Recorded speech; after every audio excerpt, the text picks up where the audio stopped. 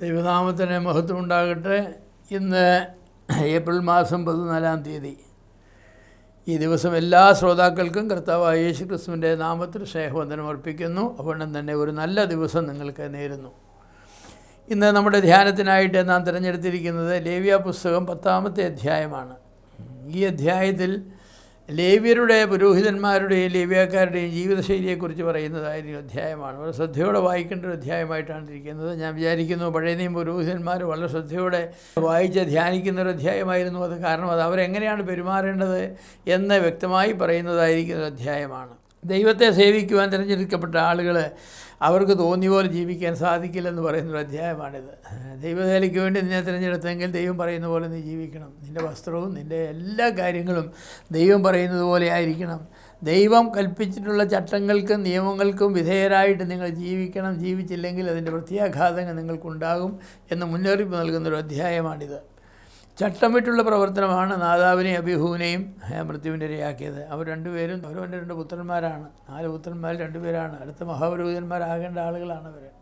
എന്നാൽ അവരെന്താ ചെയ്തത്? അവരെല്ലാ ദിവസവും വിശുദ്ധ സ്ഥലത്തേക്ക് പോയി അതിവിശുദ്ധ സ്ഥലത്തിൻ്റെ വാതിലിന് മുൻപിൽ വെച്ചിരിക്കുന്നതായിരിക്കുന്ന ധൂപപീഠത്തിന്മേൽ അവർ ധൂപം കത്തിക്കേണ്ടതാണ്. അന്നും പതിപോലെ അവർ ചെയ്തു.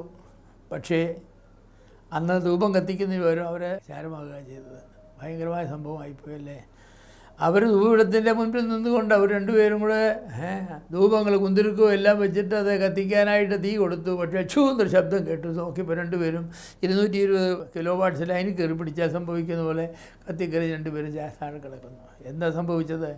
അന്യ അഗ്നി കത്തിച്ചു എന്നാണ്. അന്യ അഗ്നി കത്തിച്ചു. അപ്പം നോക്കണം, എന്തുകൊണ്ടാണ് ഇവർ അന്യാഗ്നി എന്ന് പറഞ്ഞാൽ ദൈവാലയത്തിലെ യാഗപീഠത്തിൽ നിന്നും എടുക്കുന്ന കനൽ മാത്രം കൊണ്ടുവന്നേ ധൂപപീഠത്തിൽ കത്തിക്കാവൂ.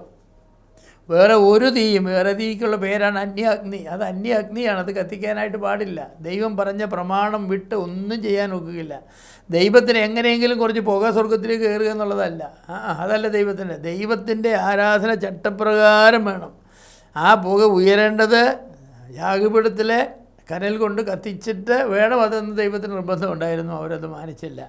അതിനുള്ള കാരണമായിട്ട് പറയുന്നത് അവർ മദ്യപിച്ചിരുന്നു എന്നാണ്. കാരണം അതേക്കുറിച്ച് സംസാരിക്കുമ്പോൾ അടുത്ത വാക്യത്തിൽ പറയുന്നത് പുരോഹിതന്മാർ മദ്യം കുടിക്കരുത് എന്നാണ്. മദ്യം കുടിക്കരുത്. അപ്പോൾ ഇവർ 2 പേരും മദ്യപിച്ചിരിക്കാൻ സാധ്യതയുണ്ട് എന്നാണ് വിചാരിക്കുന്നത്. അതായിരിക്കാനാണ് സാധ്യത.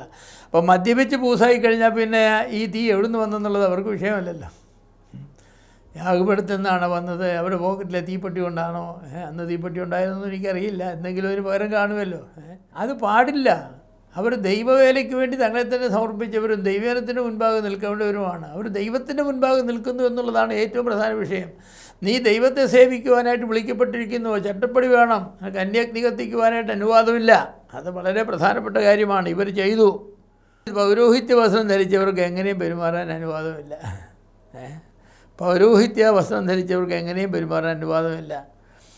സംയമനവും ബുദ്ധികൂർമ്മതയും പാലിച്ച് മതിയാവും. നമുക്കറിയാമല്ലോ, ദൈവവചനത്തിലെ പുതിയ നിയമ പുരോഹിതന്മാരാണ് രക്ഷിക്കപ്പെട്ടവരെല്ലാം. അവർക്ക് പ്രത്യേക വസ്ത്രമൊന്നും നിർദ്ദേശിച്ചിട്ടില്ല. അതൊരു ഭാഗം ശരിയാണ്. എന്നാൽ വേറൊരു ഭാഗം ഞാൻ പറയട്ടെ.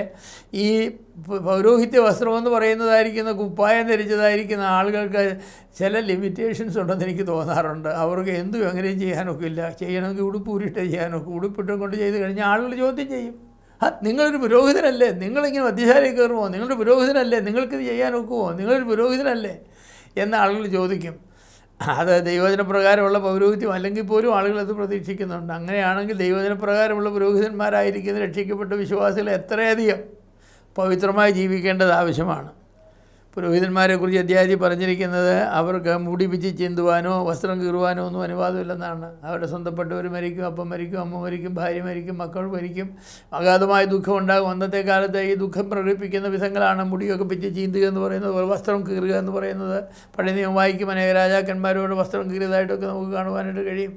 പക്ഷേ പുരോഹിതനോട് പറഞ്ഞു, നിനക്ക് എല്ലാവരും പ്രകടിപ്പിക്കുന്നത് പോലെ ദുഃഖം പ്രകടിപ്പിക്കാനായിട്ടില്ല. നിനക്ക് ദുഃഖമുണ്ടെന്നുള്ള കാര്യം സമ്മതിക്കുന്നുണ്ട്. നിൻ്റെ പ്രിയപ്പെട്ടവർ മരിക്കുമ്പോൾ നിനക്ക് ദുഃഖമുണ്ടാകും, മാനുഷിക ബന്ധങ്ങളുണ്ട്. പക്ഷേ നീ ദൈവത്തിൻ്റെ തൈലം നിൻ്റെ തലയിലിരിക്കുന്നുണ്ട്, അഭിഷേകതലയിലിരിക്കുന്നുണ്ട്. നീ ദൈവിക ശുശ്രൂഷയ്ക്ക് വേണ്ടി നിന്നെ തന്നെ സമർപ്പിച്ച ആളാണ്. അതുകൊണ്ട് നിനക്ക് ദുഃഖം ഉണ്ടാകുമ്പോൾ ആ ദുഃഖം പ്രകടിപ്പിക്കുന്ന രീതികൾക്കും വ്യത്യാസമുണ്ട്. എൻ്റെ പ്രിയപ്പെട്ടവരെ, ജാതികൾ ദുഃഖിക്കുന്ന പോലെ നമ്മൾ ദുഃഖിക്കരുതെന്ന് പൗലോസ് അപ്പോസ്തലൻ പറഞ്ഞല്ലോ. പ്രത്യാശയില്ലാത്ത ജാതികൾ ദുഃഖിക്കുന്നത് പോലെ നാം ദുഃഖിക്കരുത്. ജാതികളെ രക്ഷിക്കപ്പെടാത്ത ജാതികളുടെ വീടുകളിലൊക്കെ ചെന്ന് ഓരോ പ്രിയപ്പെട്ടവർ മരിക്കുമ്പോൾ ആ സന്ദർഭം നമ്മൾ നോക്കണം. എന്തോരം ഭയങ്കരമാണ്. നെഞ്ചത്തടിക്കുകയും മുടി ചിന്തിക്കുകയും അലറുകയും വിളിക്കുകയും ശപിക്കുകയും ഒക്കെ ചെയ്യുന്നതായിരിക്കുന്ന കാഴ്ചകൾ കാണുകയും കേൾക്കുകയും ചെയ്തിട്ടുണ്ട്. എന്നാൽ ദൈവമക്കളുടെ വീടുകളിലും അതുപോലെ സമാനമായ സംഭവങ്ങളുണ്ടായാൽ അവരങ്ങനെയൊന്നും അല്ല ചെയ്യുന്നത്. അവർ കരയും, അവർക്ക് ദുഃഖമുണ്ട്, അവർക്ക് വിഷമമുണ്ട്, പക്ഷേ അവർക്ക് പ്രത്യാശയുണ്ട്. അവർക്ക് പ്രത്യാശയുണ്ട്. ദൈവത്തിൻ്റെ അഭിഷേകതയിലും അവരുടെ തലയിലിരിക്കുന്നു എന്നുള്ളതുകൊണ്ട് അവർക്ക് ജാതികളെപ്പോലെ പെരുമാറുവാനായിട്ട് സാധ്യമല്ല. ഇസ്രായേൽ മക്കളോട് പറഞ്ഞു, നിങ്ങളുടെ പുരോഹിതന്മാർ ലേവ്യക്കാരും അവരവൻ്റെ കുടുംബക്കാരും ഇഷ്ടം പോലെ ഇങ്ങനെയൊന്നും ചെയ്യാനായിട്ട് സാധ്യമല്ല. അവർക്ക് ദുഃഖം വന്നെന്ന് വിചാരിച്ച് വലിച്ചു കയറാൻ സാധ്യമല്ല. നമ്മുടെ കർത്താവിനെ ക്രൂശിക്കുന്ന സമയത്ത് അനന്യാസും കയ്യപ്പാവും പുരോഹിതൻ എന്താ ചെയ്തത്? തൻ്റെ വസ്ത്രം വലിച്ചു കയറിയെന്ന് പറഞ്ഞു. വസ്ത്രം വലിച്ചു കയറാൻ അവന് അനുവാദമില്ല, ചെയ്യരുതെന്ന് പറഞ്ഞിട്ടുണ്ട്. അവൻ ചെയ്തു എന്ന് പറഞ്ഞാൽ അത് പ്രതീകമായ എന്താണ് അവൻ പറഞ്ഞത്? ഈ ലേവ്യ പൗരോഹിത്യം ഇതോടെ അസ്തമിക്കുന്നു. പുതിയ ഒരു പൗരോഹിത്യം കർത്താവായ യേശുക്രിസ്തു മരണത്തോടുകൂടെ തുടങ്ങാൻ പോവുകയാണ്. അതുകൊണ്ട് ഈ പൗരോഹിത്യത്തിന് പ്രസക്തിയില്ലെന്ന് പറഞ്ഞ് അവൻ വലിച്ചു കയറി. വാസ്തവത്തിൽ അങ്ങനെയൊന്നും പറഞ്ഞിട്ടല്ല അവൻ വലിച്ചു കയറിയത്. പക്ഷേ വലിച്ചു കയറിയതിൻ്റെ പ്രതീകാത്മകമായ അർത്ഥമെന്ന് പറഞ്ഞാൽ അതാണ്. കാരണം ചെയ്യാൻ പാടില്ലാത്ത ചെയ്തപ്പോൾ പ്രതീക്ഷിക്കാത്ത അവിടെ സംഭവിച്ചു. അതുകൊണ്ട് ദൈവാലയത്തെ ശുശ്രൂഷിക്കുന്ന പുരോഹിതന്മാർക്ക് മദ്യവും വീഞ്ഞും നിഷിദ്ധമാണ്.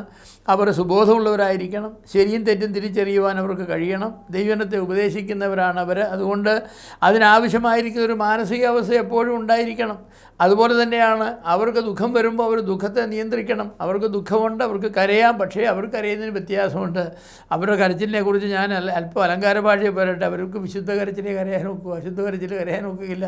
കാരണം അവർ ദൈവത്തിൻ്റെ വിശുദ്ധ പുരോഹിതന്മാരാണ്. എൻ്റെ പ്രിയമുള്ളവർ, നമ്മളും അങ്ങനെയാണ്. നമ്മുടെ പ്രിയപ്പെട്ടവർ മരിക്കും, നമുക്ക് ദുഃഖമില്ലേ? ദുഃഖമുണ്ട്. നമുക്ക് വേദനയില്ലേ? വേദനയുണ്ട്. പക്ഷേ നമ്മുടെ ആ വേദനകൾ പ്രകടിപ്പിക്കണം, പ്രകടിപ്പിക്കാതിരിക്കരുത്. പ്രകടിപ്പിക്കുന്നതിന് പക്ഷേ വിശുദ്ധ പ്രകടനങ്ങളായിരിക്കണം അവ. ഒരിക്കലും ഒരു വിശ്വാസിക്ക് യോഗ്യമല്ലാത്ത നിലയിൽ, നിത്യമായ പ്രത്യാശ നൽകിയിരിക്കുന്ന ഒരു വിശ്വാസിക്ക് യോഗ്യമല്ലാത്ത നിലയിൽ നമ്മുടെ ദുഃഖങ്ങളെ നാം കാണിക്കരുത്. അത് അങ്ങനെ കാണിച്ചാൽ അത് വലിയ ആപത്താണ്. നാദാബും അബീഹും ചെയ്തതായിരിക്കും തെറ്റതാണ്. അവരാകരുതാത്ത ചെയ്തത് പ്രവർത്തിക്കേണ്ടതുപോലെ അവർ ചെയ്തില്ല. അതുകൊണ്ട് ദൈവം അവരെ തീ കൊണ്ട് തന്നെ ദഹിപ്പിച്ചു. തീ കൊണ്ട് ശുശ്രൂഷ ചെയ്യുന്നവരാണ് ഈ പുരോഹിതന്മാരെന്ന് പറയുന്നത്. പഴയ പുരോഹിതന്മാർ യാഗമൃഗത്തെ എപ്പോഴും തീ വെക്കുന്നു, തീ കത്തിക്കുന്നു, മേധസ് കത്തിച്ച് കളയുന്നു, ധൂപീഠത്തിന്മേൽ തീ കത്തിക്കുന്നു. തീയുടെ ശുശ്രൂഷ ചെയ്യുന്ന ആളുകൾക്ക് സൂക്ഷിച്ചില്ലെങ്കിൽ ആ തീയെ നിങ്ങൾക്ക് ശാപത്തിന് കാരണമായി തീരും. നിങ്ങളെ തന്നെ ദഹിപ്പിച്ച് കളയാനിടയാകും. ഇതെപ്പോഴും ഓർക്കണം. നാം ഏത് വചനം പ്രസംഗിക്കുന്നുവോ ആ വചനം മനുഷ്യർക്ക് ആശ്വാസവും പ്രത്യാശയും രക്ഷയും നൽകേണ്ട വചനമാണ്. പക്ഷേ അത് പ്രസംഗിക്കേണ്ടതുപോലെ പ്രസംഗിച്ചില്ലെങ്കിൽ ആ വചനം നമ്മെ ന്യായം വിധിക്കും. ആ പ്രസംഗം നമുക്ക് ന്യായവിധിയാകും. അതുകൊണ്ടാണ് യാക്കോബ് പറഞ്ഞത്, നിങ്ങളുടെ അനേകരെ ഉപദേഷ്ടാക്കന്മാരാകരുത്. കാരണം എന്താ? നിങ്ങൾ പ്രസംഗിക്കുന്ന വചനം നിങ്ങളെ തന്നെ ന്യായം വിധിക്കാനിടയാകുമ്പോൾ അതെന്തൊരു സങ്കടകരമായിരിക്കുന്ന കാര്യമാണ്.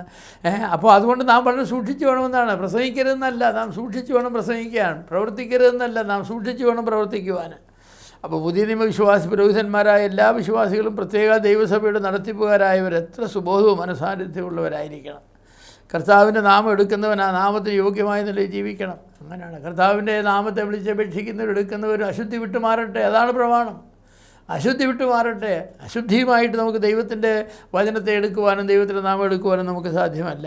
അല്ലെങ്കിൽ നാം ഏത് ശുശ്രൂഷ അനുഗ്രഹത്തിന് വേണ്ടി ചെയ്യുന്നു എന്ന് വിചാരിക്കുന്നു, ആ ശുശ്രൂഷ തന്നെ നമുക്ക് ശാപത്തിന് മുഖാന്തരമായി തീരും. ഒരിക്കലും അങ്ങനെയാകരുത്, ഒരിക്കലും അരുത്, അങ്ങനെ അരുത്. അന്യാസവർ എന്താ ചെയ്തത്?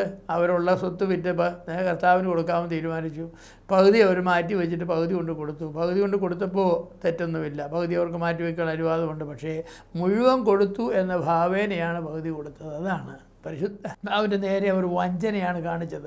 അവർ വിചാരിച്ചു ആരും കണ്ടെത്തുകയില്ലെന്ന്. എല്ലാം കൊടുത്തവർക്ക് ലഭിക്കുന്ന ആദരവ് അവർക്ക് കിട്ടുകയും ചെയ്യും. എന്നാൽ എല്ലാം കൊടുത്തവർക്ക് പറ്റുന്ന അമളി അവർക്ക് പറ്റുകയുമില്ല. കാരണം എല്ലാം പോയ പിന്നെ കൈ കാശില്ലല്ലോ. അതുകൊണ്ട് അവരല്പം മിടുക്ക് കളിച്ചതാണ്. പക്ഷേ ആ മിടുക്ക് ദൈവസന്നിധിയിൽ ഒരിക്കലും പോവില്ല. നമ്മൾ ദൈവസന്നിധി മിടുക്കന്മാരാകാൻ ശ്രമിക്കാതിരിക്കുക നല്ലത്. നമ്മൾ സത്യസന്ധന്മാരാകാൻ ചെയ്യേണ്ടത്. ദൈവസന്നിധി സത്യസന്ധരാകുവാനാണ് ശ്രമിക്കേണ്ടത്, മിടുക്കന്മാരാകുവാനല്ല ശ്രമിക്കേണ്ടത്.